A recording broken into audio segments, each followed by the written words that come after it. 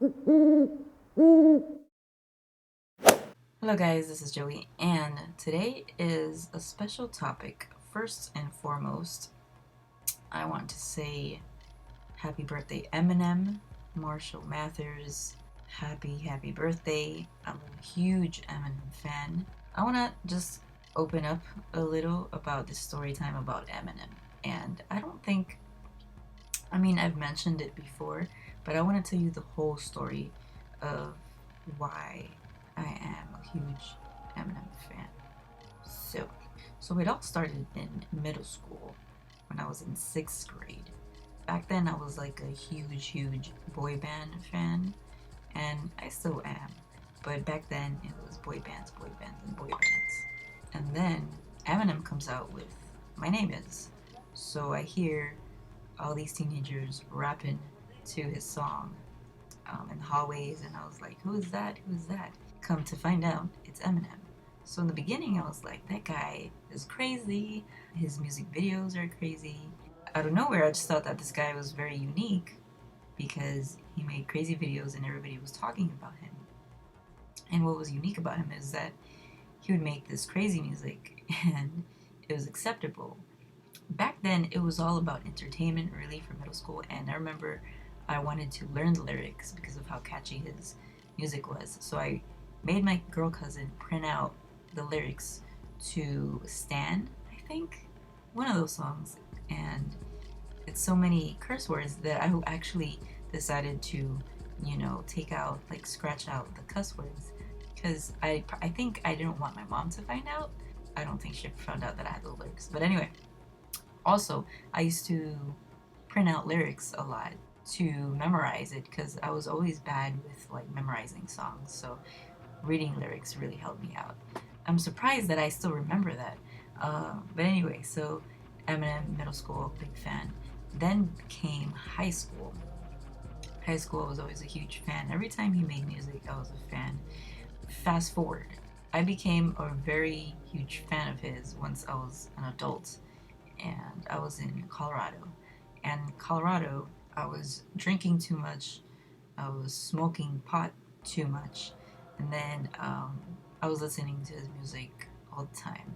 Now, fast forward from that, when I moved back to Miami in 2012, I was still smoking, still drinking. I was a crazy alcoholic.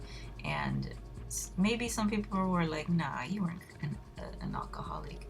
I considered myself an alcoholic because I was drinking a whole bottle of wine by myself as many days as I could, even in the weekends with my friends that drank a lot as well. And so at that time, I was going through a lot of emotional baggage. And so that was part of my drinking and my smoking. So I think I was drinking for like maybe a whole year I drank. It was mostly smoking. So I was getting my high off of, smoking pot. And then one day I was watching how Eminem had this necklace, and to him it meant, it was a necklace, a sober necklace. And so I was like, I started watching his interviews and stuff and how he sobered up. He was like my idol. Well, he is my idol, but one of them. I decided like, wow, that man has gone through so many things in his life. Like he's gone through breakups. If you don't know, he actually raised his ex-wife's daughter, who she cheated on him with. So it's basically not his daughter, and it's crazy how strong he is as a person. I decided out of nowhere, because one, at the time I was suspended from college, and so I was really doing much, and so I felt shittier at the time because I wasn't being focused, mentally. I wasn't putting my focus on anything good when it came to education because I couldn't. It was a bad time, and so I said to myself, if this guy can sober up, I can sober up. So I swear, I remember I was in Fort Lauderdale when I made that choice. I went to like a improv. I think I saw Miranda Sings from YouTube. I think that was like my last drink that night because they kind of force you to drink 2 drinks you know? So after that, I don't know what happened. Maybe I just had a really bad hangover. I think I got tired when Christmases were turning into this like really sad moment for my life because it was like, oh, it's Christmas, oh, it's New Year's, let's drink, and get drunk. But it just wasn't, I wasn't drinking to have fun. I was just drinking to, and then I was just, my brain was going back to that, dark hole. And so I decided, you know what? This isn't really helping me out emotionally, all this drug shit. So if Eminem can do it, I can do it. So basically, Eminem really, because of him and his story, I decided to just completely stop with the drinking and the smoking. So I've basically been sober from pot like for 2 years, I think I could say, for 2 years. And then, I mean, I do drink, but I have not been drunk in 2 years. So I think that's a really good job because I I don't know, I just got to the point where just feeling a hangover, just just thinking of a hangover makes me not even want to drink more than 2 drinks. And that's that. I know how to control myself.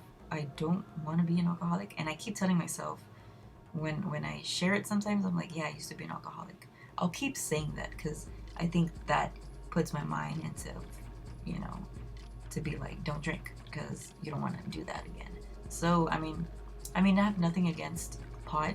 I have nothing against drinking, but you just gotta not let it control you and not make you numb completely, And that's what I think I subconsciously wanted.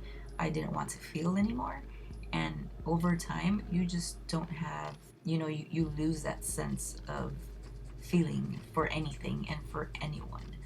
So I think I just became myself again, like maybe a year ago, where you start opening up to people, you start caring more for people, and it's really nice to care for someone. And even though my caring is a little tough, it's a I do that tough loving. But all the people out there that my friends that who you are, who that I love you, and that I care for you, and I always care for you. Even the people that I don't speak to anymore, and that I cared for once, I still care. But sometimes things don't go the right way, and sometimes you have to move on from people because people just don't really make the effort to you know to to fix things. So I mean, obviously, if they don't care, I'm not gonna care neither. And that's just how I roll, honestly. So that's my Eminem story. I'm always gonna be an Eminem fan. And the one day that I go see him in a concert, hopefully. Last time I couldn't go to the concert because he wasn't in Miami. He was in Atlanta, California. He didn't come to Florida. But hopefully, Eminem, come to Florida, Miami, Fort Lauderdale, Delray Beach. I'll fucking go over there and see that goddamn concert. But yeah, that's that with Eminem. I really respect Eminem as a person, even though he's the biggest shit talker. But his evolution, I've been through that evolution of music and stuff like that, and I think there's still songs that you know I can still listen to, and it's like new to me. I loved his last album, and it meant a lot to me because it's very real. All his music is real, and I think him as a person, he taught me that it's okay to feel the way you feel. It's okay to be angry at certain things, but it's also okay to take the time to heal from whatever you need to heal from. And life keeps going, and sometimes you have to forgive people even though they sometimes don't deserve it. So that's that. Tell me what you think. Tell me who's your role model. Sometimes we grow up with family that particularly aren't role models. Me growing up, my role models were people that made music and also actors and actresses. And that's how my life has been. I've been influenced by music and poetry and words and lyricism, and Eminem is a big part of that. So thank you, Eminem. And I pretty much thank Eminem for, being the person that he is. And it's crazy because he's a stranger. But people do become role models because if you see what they're doing and you're like, wow, he's very positive, you want to be that too. So it doesn't have to end up bad. You choose if you want to end in a bad road or in a good road. Thank you for watching, guys. Tell me what you think. Leave a comment, subscribe, and thank you for watching. Bye, guys. It's a revolution.